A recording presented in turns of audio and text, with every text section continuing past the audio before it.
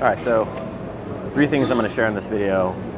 First thing, I'm gonna take you guys through a leg workout. Second thing, we're gonna do a quick tell me about yourself. Who are you, since I haven't done one of those. Number 3, I'm gonna talk briefly about how this happened. So, hope you guys enjoy it. We're just gonna get right into it.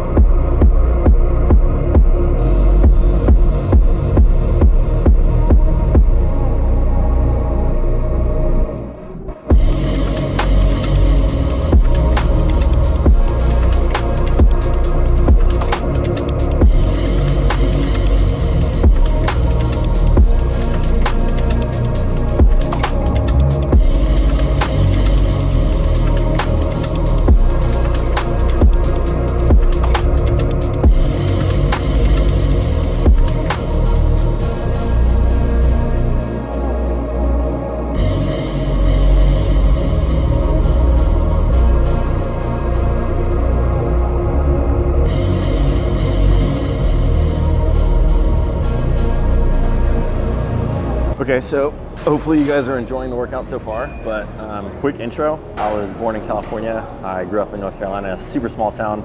Loved playing soccer growing up in a veteran family, and my dad was in the Marine Corps. I ended up at West Point, Beat Navy. I graduated, I branched infantry, went to Ranger School, spent some time down in Georgia, and then I ended up here in DC, which is where I'm at now, in my final job. Spent 7 years in the Army. I've always enjoyed health and fitness. I've always enjoyed working out. It's something that came with the job, something that came with being at West Point. After playing soccer for so many years, I kind of needed something to drive at, and then being at West Point when it's kind of your job in the Army to be fit, and being surrounded by probably the fittest, it's got to be the fittest 18 to 22-year-old population on planet Earth. It kind of forces you to be really active. So that's a little bit about me. I will only be in DC for about another 2 months, and then we're making moves, which I'll announce on another video, but I'm pretty excited about that. So hopefully you guys know a little bit more about me. Hope you enjoy the rest of the video, and I will share with you guys at the end how this happened and why in the I'm training. I can't say that. Hopefully I muted that, but why I'm training.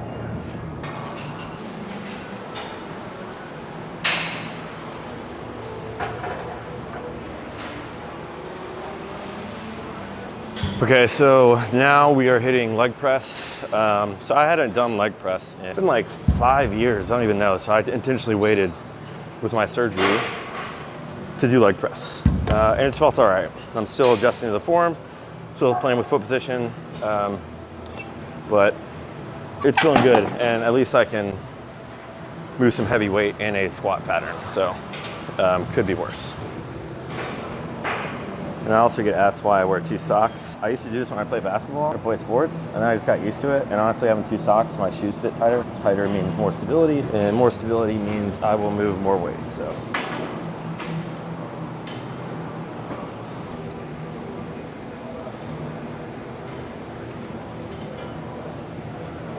I'm not even gonna bother tying these. It is what it is.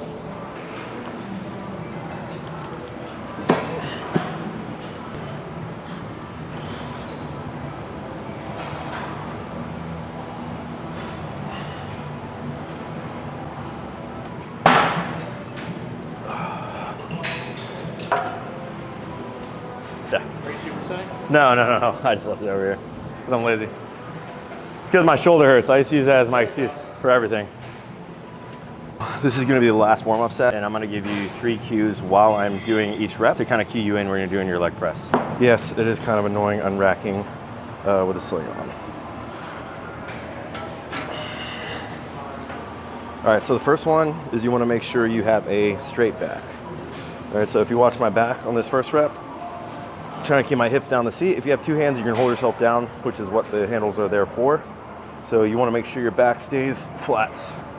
Number 2, as you can see, and this is kind of dictated by my foot position, but you want your knees like outside, almost just outside shoulder width, right? So you can bring your knees pretty much as far down as you can, like your knees almost touching your chest. And that's gonna allow us to maximize knee flexion. And then number 3 is our feet. You can kind of see my feet here. You wanna keep your heels flat if you can, but once you get all the way down, it's totally fine for your heels to come up. Because again, the focus here, at least the way that I'm doing these leg presses, the focus here is quad flexion. It's quad growth, it's not glutes. So feet down, knees a little outside of shoulder width, and maximize everything we can do to maximize knee flexion or maximize knee bend is what we're gonna do on this leg press. So that was the last warm-up set. Oh, okay, felt like a lot. I'm gonna do, I think 3 sets and a drop set. So 90 seconds rest, and then we're gonna hit it again.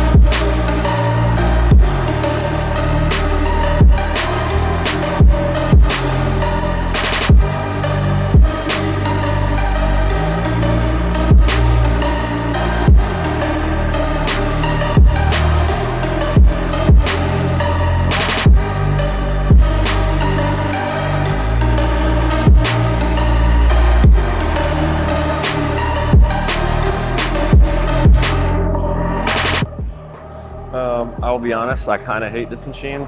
So far, I hate it. Just doesn't feel right. But the one benefit you have using this machine, there's a lot less CNS fatigue. Like your nervous system takes a much lower hit, so it's lower fatigue. Because you don't have the load, the axial load on your back, which is huge. So all things considered, again, I'm still squatting with some heavy weight, heavy-ish weight. But yeah, honestly, this will be a time where I look back and be like, I figured out how to use a belt squat.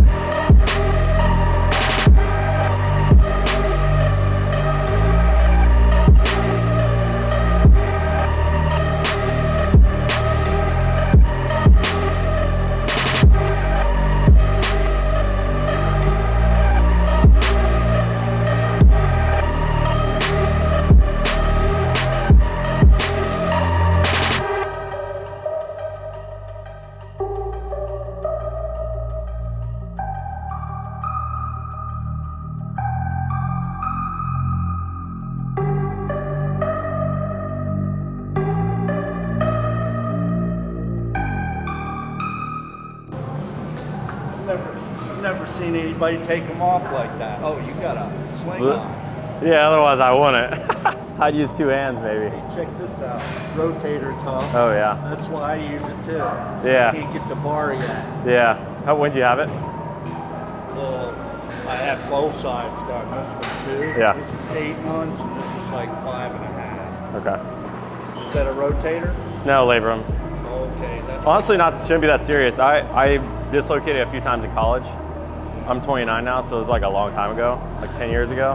And I delayed because I'm in the Army. Long story short, I'm in the Army, so I waited. I'm getting out.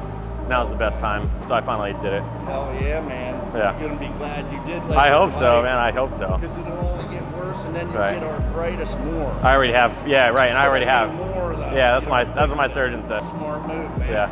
If I'd have got this done 5 years ago, it wouldn't have been the high risk thing that I had to go for. Right. How old are you now? 64. Okay. I mean, you're still in here at 64. I respect that. Yeah. But I wish I'd have gotten it done sooner because Yeah. it wouldn't have been as involved. They put me in the sling 6 weeks instead of 4. So the scar tissue has 2 more weeks to build up, so Yeah. you have a lot longer therapy. Yeah. Yeah, that's interesting. All right, so pretty obvious. I'm in a sling now.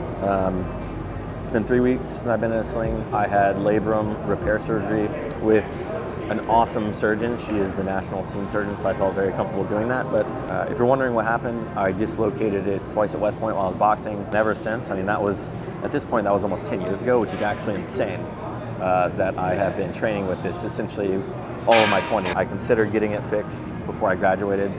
I didn't want to wait. I didn't want to delay it. I didn't want to be stuck at West Point for 9 months. I didn't want to delay commissioning. I didn't want a chance going to Ranger School later or not being there with my classmates. So I waited.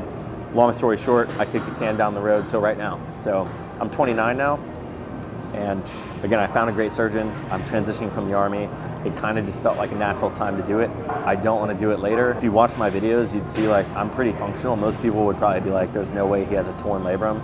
A circumferential tear, by the way. So like labrum torn almost all the way around. Being so functional, I was like, do I really need to get this done? I thought about crossing the bridge so many times and I felt like I just had to do it. I also just don't want to do it later. And at the end of the day, I guess the two reasons that really drove the decision to get it done. The first one was if I can have marginal improvement and like be a little bit more stable and perform better, it's worth it. Because I see another 20 to 30 years of training life and I want to maximize that time, especially right now when I'm still young and I can still get after it. And then number two, I've kind of used this thought process to make decisions recently. If it's not a matter of right and wrong, and as long as it doesn't go against the things that I consider important, I will pick the choice that gives me a better story. So I figured a comeback from labrum surgery, ripping 120-pound dumbbells, being stronger than I've ever been, there's a much better story than whining and complaining for years on end about getting shoulder surgery, which I have been doing for a while. So that's why we're in the sling. I'm gonna do another video where I show you guys an upper body day because I think a lot of people, when they get hurt, and this is totally normal, and I have experience when I was younger having knee surgery, you get super depressed, you don't want to go to the gym, you don't want to train. It can be like a downer, especially when fitness is like your outlet, which for me it has been in the past. It's less so now, like I generally just enjoy it. I don't really need it, but I really enjoy it and I feel better, and it's something that kind of helps me operate at 100%. You really got to find something that you can still do. So that's kind of why I'm in here. I'm maintaining volume for my legs. I'm keeping my legs strong. I'm still working one side, getting some cross education, which you guys see right here. There's a link in my bio if you guys want to read a study about what exactly cross education is. But definitely something worth doing if you injure either your upper body or even you injure your lower body. So train hard, live well, go hard, go fast, go home, something like that. I'm gonna get out of here. I'll see you guys in the next one.